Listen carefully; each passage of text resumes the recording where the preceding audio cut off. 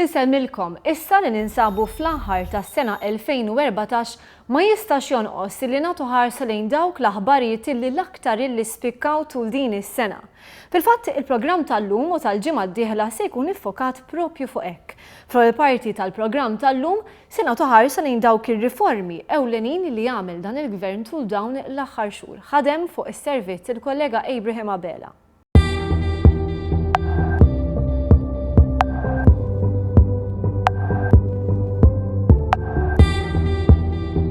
F'Marzu 2013 il-Partit Laburista rebaħ l-elezzjoni ġenerali blajta li se jġib il-bidla f'pajjiżna. Is-sena 2014 kienet l-ewwel sena sħiħa ta' gvern ġdid u matula rajna wħud mill-wedi ewlenin tal-gvern jibdew ikunu implementati. Ħadd ma jlumna jekk niddeskrivu l-2014 bħala sena ta' riforma f'diversi oqsma. Li aħna f'inqas minn 17-il xahar wieħed għamel diġà ammont sostanzjali tal-manifest, ħafna iktar mill-li wieħed kien jistenna, għax kulħadd joħodha for granted li da qisu xejn mhu xejn. Mentri daw l-affarijiet li jekk inti tajt isma' bejn il-budget ieħor u dal-budget kemm wettaqna għax hemmhekk eventwalment tittara jekk inti il-kel tiegħek bħala gvern, jiena nemmen li qegħdin on track. Ħafna mir-riformi setgħu jsiru għaliex pajjiżna kellu ekonomija b'saħħitha. Fil-fatt kienet reġistrata żieda fit-tkabbir ekonomiku filwaqt li naqas id-deficit. B'rata ta' 3.8% qed nitkellmu rata ta' tkabbir li hija l-ogħla fost 28 pajjiż tal-Unjoni Ewropea. Rata b'saħħitha u li hija anke ta' qabilha huma b'saħħitha, ġifieri hija konsistenti. Dan is-suċċess fl-ekonomija ma kienx imkejjel biss kont il-kalkoli li jagħmel il-Gvern. Numru ta' aġenziji ta' klassifikazzjoni ta' kreditu bħal Moody's, Fitch u Standard & Poor's taw marka tajba lill-ekonomija ta' pajjiżna. Il-Gvern kien wara kemm se josulu l-ispejjeż li parti minnha ħajgawdu għall-konsumatur u parti minnha ħadgawdi għal Malta. Jekk fil-każ dan jirriżulta ta' indikazzjoni li l-rating jista' jkompli jitjib. Dan it-titjib fl-ekonomija Maltija seħħ fl-istess waqt li traħsu l-kontijiet ta' dawlu l-ilma l-familji. It-tariffi traħsu f'Marzu kif iwiet qabel l-elezzjoni ġenerali. U permezz dan il-power plant it-tariffi minn għada se jorħsu. Se nagħtu 30 miljun euro lura lil familji Maltin u Għawċin u minn għada kull min jikkonsma dawlu l-ilma il-unit tiegħu se jkun ferm orħos. Dan kollu jifforma parti mill-pjan tal-enerġija. Pjan li se jkun qed iħalli 80 miljun euro fl-ekonomija Maltija peress li mis-sena d-dieħla il-kontijiet jorħsu għan-negozji wkoll. Il-pjan jinvolvi wkoll it-tindif tas-sit tal-Power Station tal-Marsa, l-eluq tat-tankijiet tal-fuel f'Birzebbuġa, it-komplija tal-proġett tal-Interconnector u tlestija ta' studju dwar il-vijabilta tax-xiri ta' gass naturali mill-Ewropa permezz tal-pipeline. Iżda ċirasa fuq il-kejk ta' dan il-pjan kienu ftehim milħuq fit-12 ta' Diċembru bejn l-Enemalta u l-kumpanija Ċiniża Shanghai Electric. Ftehim li ra l-investiment ta' 320 miljun euro kumpanija li minn mażra l-ekonomija Maltija se tinbidel f'mutur tal-ekonomija. Flimkien, bħala partners, se nkunu qed ninvestu flimkien barra minn xtutna. L-investiment mhux se jsarraf biss fi flus, iżda f'knowledge transfer biex il-ħaddiema ikomplu jżidu l-ħiliet u l-esperjenzi tagħhom. Ħaddiema li grazzi għal dan il-ftehim kellhom l-impjieg tagħhom garantit. Lil-ħaddiema tal-Enemalta u l-familji tagħhom ngħidilhom li dan huwa biss parti minn proċess li mhux biss salva il-post tax-xogħol tagħhom, iżda għandu jgħin biex joħloq aktar opportunitajiet il quddiem. Mill-flus għad-drittijiet tal-bniedem, qasam ieħor li ra lil dan il-Gvern jaħdem qatih. Il-Prim Ministru Joseph Muscat kellu l-kuraġġ iwettaq dak li kien ilu żmien twil fuq l-iskaffa.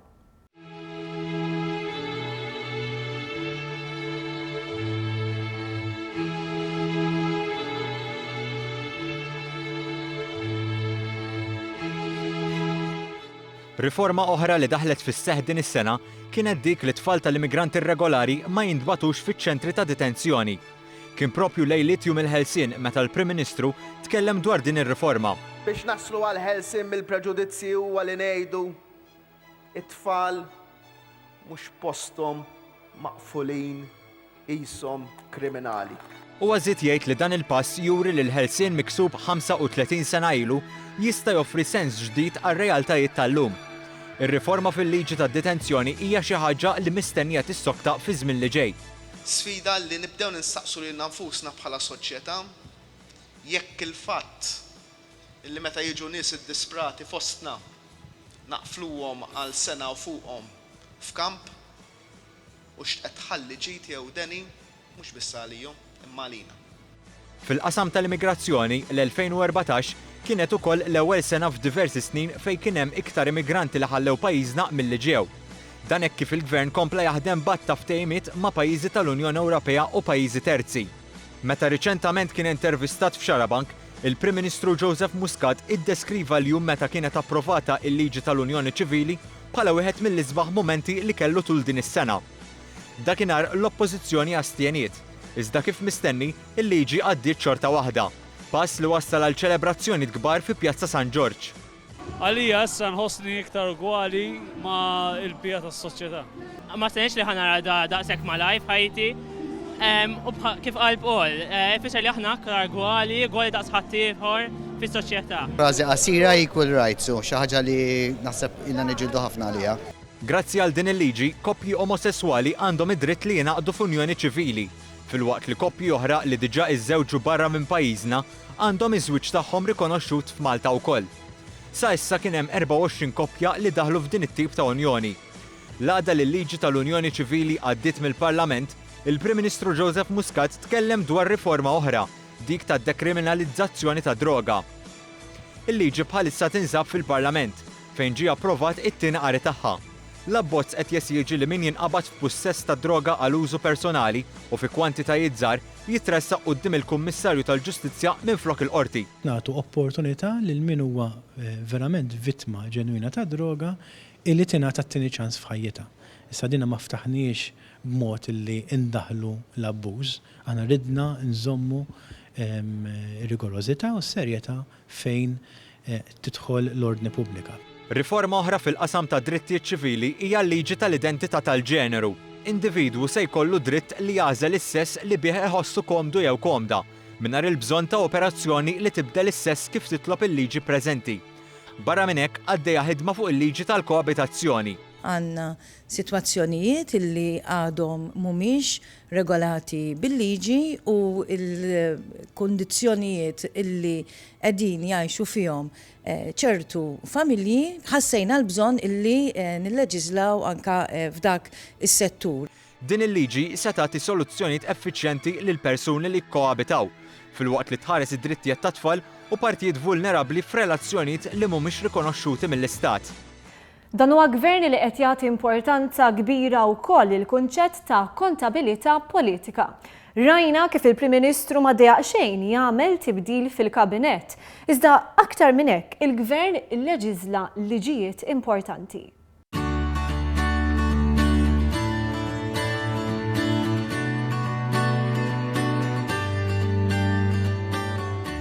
Liġi oħra li bħalissa tinsab fil-Parlament ukoll hija dik tal-finanzjament tal-partiti. Liġi li se tibda tirregola settur illi qatt ma kien regolat. Din hija tielet pass minn kull għana sħiħa tal-liġijiet. Aħna stajna daħħalna dawn il-liġijiet fl-aħħar tal-leġislatura, imma aħna tqażilna li ndaħluhom fil-bidu tal-leġislatura x'aħna nemmnu li dawn il-liġijiet se jgħinu għal politika aktar nadifa. It-trasport pubbliku huwa qasam ieħor li ra għad ta' bidliet. Dan il-gvern wiret il-bużullotti ta' Austin Gatt, Simon Busuttil u l-Arriva. Għaldaqstant il-gvern imbarka b'riforma f'dan is-settur ukoll. Riforma li bdiet mix-xiri tal-Arriva għal prezz ta' euro għall-iffirmar ma' operatur ġdid Spanjol fl-aħħar jiem. Il-Ministru għat-Trasport u l-Infrastruttura tkellem dwar x'se jkunu l-bidliet li se jġib miegħu l-operatur il-ġdid. Għati tiġu 140 karozza ġodda, f'jannar il-kumpanija tidħol, però gradwalment bil-mod il-mod tibda ddaħħal is-servizzi għax anki fejn jeħtlu l-biljetti. Irridu is-sistema li jkunu bil-kartu da fetti tagħmel infrastruttura. Fri anki hemmhekk, anki taħriġ ta' drivers u tal-mod kif jiġibu ruħhom man nies. Irridu jsiru mod professjonali. Minkejja dan kollu, il-prezz tal-biljetti se jibqa' l-istess. Jekk hemm qasam illi joffri sfida kontinwa lil gvern huwa dak tas-saħħa. Hawnhekk rajna kif il-gvern kellu jaffaċċja sfidi mistennija wkoll dawk li ma kinux daqstant mistennija.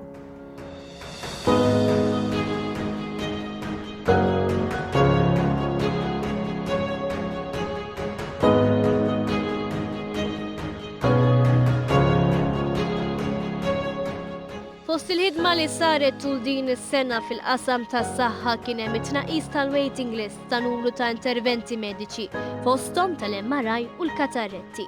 Dan seta' jsir billi s-swali tal-operazzjonijiet ikunu użati aħjar.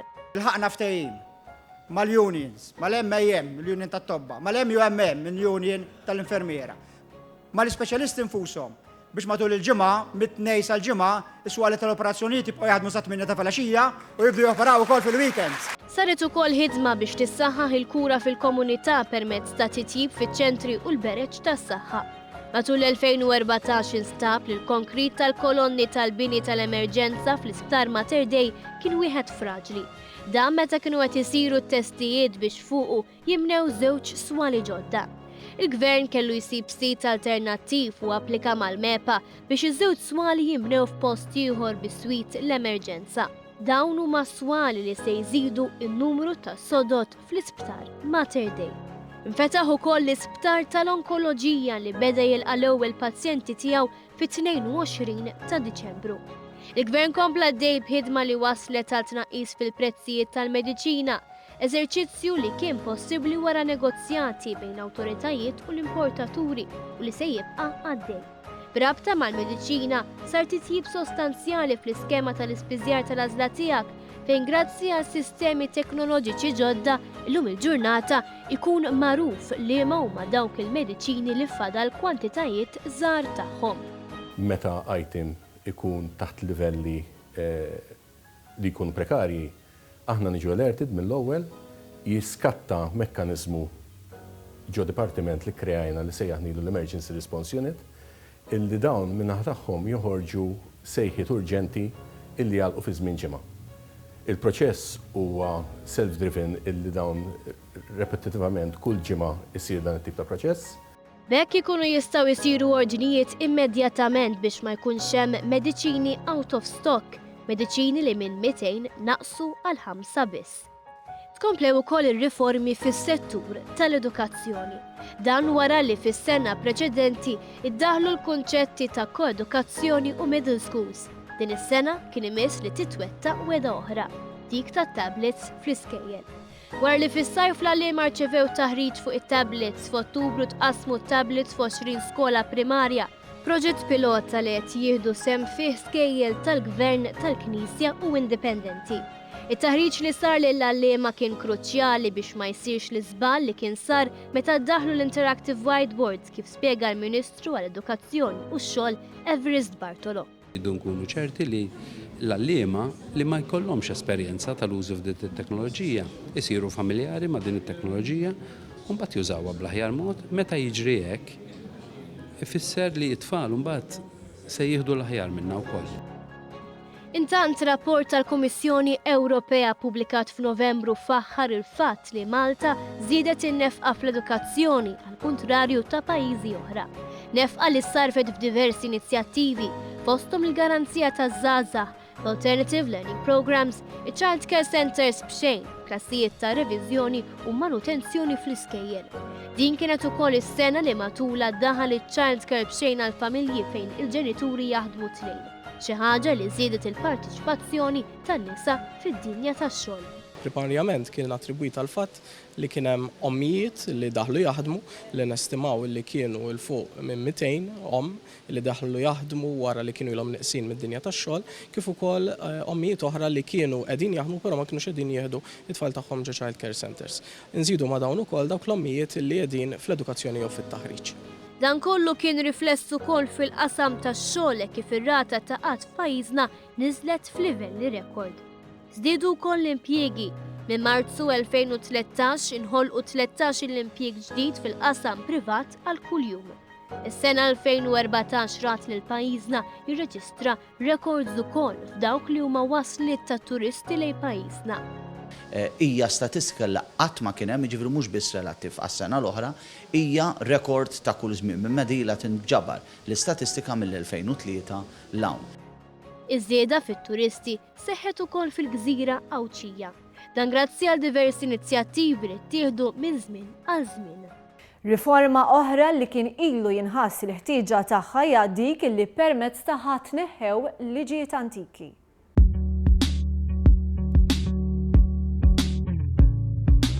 Lejn l-aħħar ta' Ottubru saret il-ġurnata imsejħa Repeals Day, fiha tneħħew 36 kapitlu 16 il-avviż legali, filwaqt li 9 liġijiet ġew konsolidati. Il-ħidma saret bejn il-Kummissjoni tal-Liġijiet, l-Uffiċċju tas-Segretarju Permanenti Ewlieni, il-Justice Unit u l-Ministeri. Il-Prim Ministru Joseph Muscat spjega kif dan il-pass se jwassal biex pajjiżna ikollu sistemi li jaħdmu u ma jaqtawx qalb in-nies. Intant riforma oħra li qed tiġi studjata hija dik tal-ħinijiet tal-ftuħ tal-ħwienet. Irridu nibnu din ir-riforma fuq 3 kolonni b'saħħithom. Il-fatt illi illum is-sidin tal-ħwienet iridu jingħataw iżjed diskrezzjoni biex ikunu jistgħu jħaddmu l-operat tagħhom aħjar. It-tieni il-fatt illi s-soċjetà nbidlet u allura l-konsumatur irid ikollu aċċess differenti minn kif kellu qabel u t-tielet importanti ħafna id-drittijiet tal-ħaddiema, drittijiet tal-paga tal-ħaddiema u drittijiet tal-kondizzjonijiet tax-xogħol tal-impjeg tagħhom. Aspett kruċjali għal pajjiżna huma il-fondi Ewropej.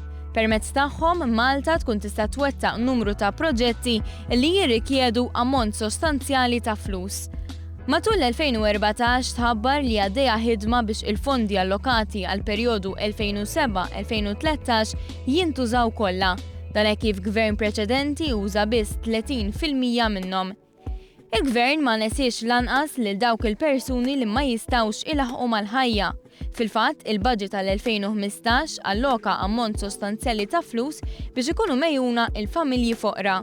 Dan permezz ta' żieda addizzjonali flimkien ma' inċentivi għal dawk li jaħdmu u għandhom it-tfal. Barra minn hekk, għaddejja ħidma biex jitwaffqu djar residenzjali fil-lokalitajiet Maltin u Għawċin għal persuni li huma b'diżabilità. Dawn huma biss uħud mir-riformi ewlenin li għamel il-gvern din is-sena. Riformi li kienu mnebħa minn gvern pożittiv li għandu rrieda li tejjeb il-kwalità tal-ħajja tan-nies.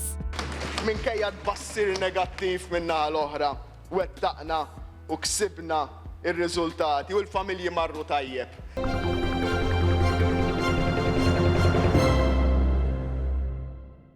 U mir-riformi għaċ-ċelebrazzjonijiet bla dubju s-sena 2014 se tiqpa mfakra bħala waħda li fiha l-poplu tagħna iċċelebra bħala poplu wieħed.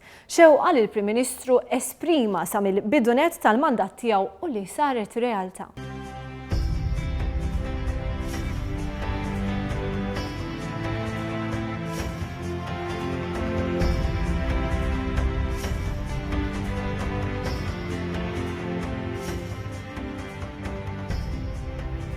L-2014 kienet sinifikanti wkoll għaliex pajjiżna ċċelebra faqda sħiħa 4 anniversarji importanti. Dawn huma l-50 sena mill-kisba tal-indipendenza.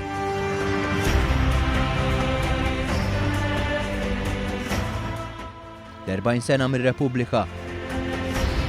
Sta fl-interess ta' għajrkom u tal-pajjiż li għandu jiġi l-ewwel u qabel kollox.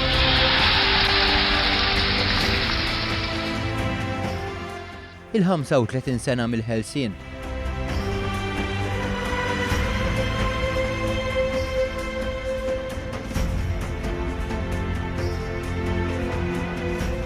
U l-10 sena midħul ta' Malta fl-Unjoni Ewropea.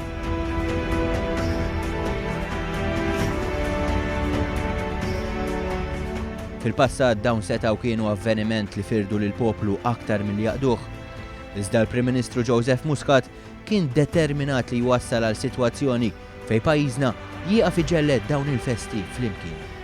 Minflok, rrid li niċċelebrawhom bħala poplu wieħed. Lekk inħeġġeġ lil kulħadd biex fil-festi tal-ġimgħa d-dieħla ta' nhar is-Sibt u ta' nhar il-Ħadd illi ġej ikonna biss 2 kuluri f'moħħna. U l-kuluri mhumiex il-blu u l-aħmar, imma l-kuluri huma l-abjad u l-aħmar tal-bandiera nazzjonali. L-ewwel festa li kienet iċċelebrata bil-kbir kienet dik tal-31 ta' Marzu. Il-Partit Laburista organizza l-attività li jagħmel kull sena biswit il-monument tal-Ħelsien fil-Bilbu. Hemm il-messaġġ tal-Prim Ministru kien iffukat dwar il-kunċett ta' Ħelsien u relevanza tiegħu fis-snin tal-lum.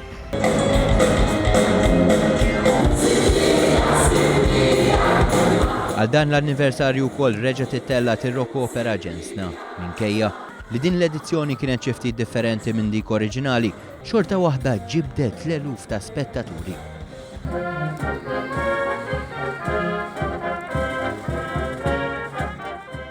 Fjum il-Helsin, l-ogħla awtoritajiet tal-pajjiż selmu lil Malta ħilsa f'ċerimonja tradizzjonali li ssir kull sena fuq il-monument.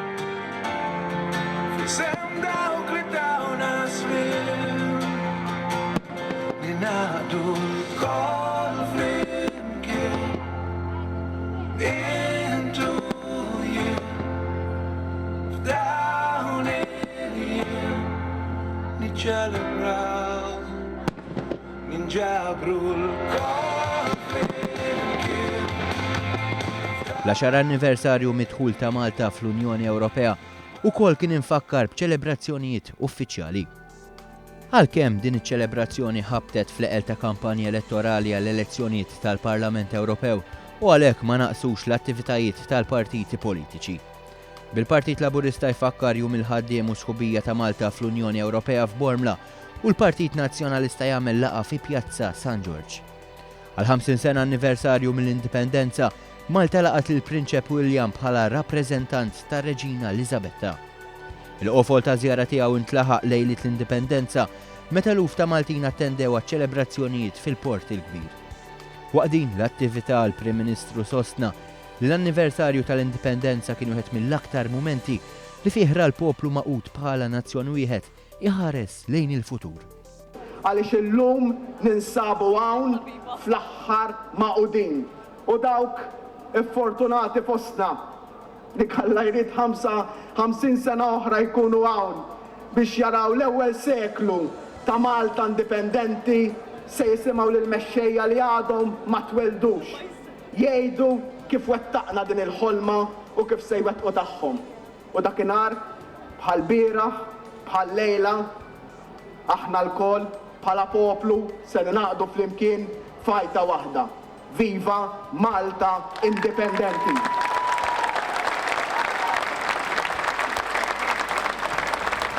Il-President ta' Malta Mary Louise Coleiro Preca iddiskrivit din il-festa bħala l-kull minut ta' avvenimenti storiċi oħra.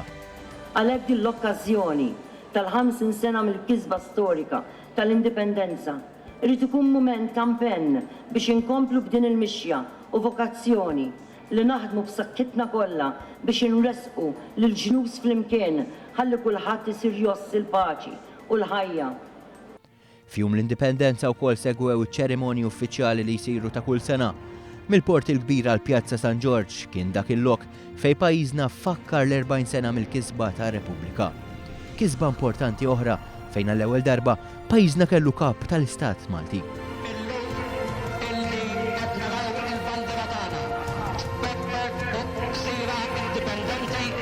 Illum waslet is-sija illi blajnuna tagħha kull Malti irid bil-fatti juri li Malta għalina tiġi l-ewwel qabel kollox għall-ġid tagħna, għall-ġid ta' wliedna, għall-ġid ta' pajjiżna.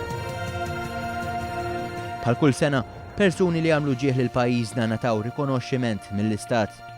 Filwaqt li l-President tar-Repubblika saħqet li l-jum ta' 13 ta' Diċembru 1974 huwa l-jum li fih il-Maltin ħolmu b'Malta aktar sovrana u li b'din il-kisba għamlu pass ieħor fil-mixja li mill-indipendenza tal-1964 waslitna l-Helsin tal-1979.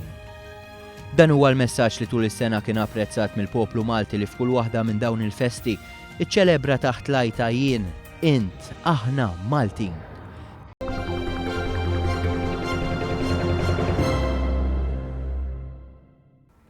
Bekk wasalna fit-tmiem ta' programm ieħor News.mt. Il-ġimgħa d-dieħla aħna se nkomplu nagħtu ħarsa lejn dak li ġara tul dawn l-aħħar 12-il xahar.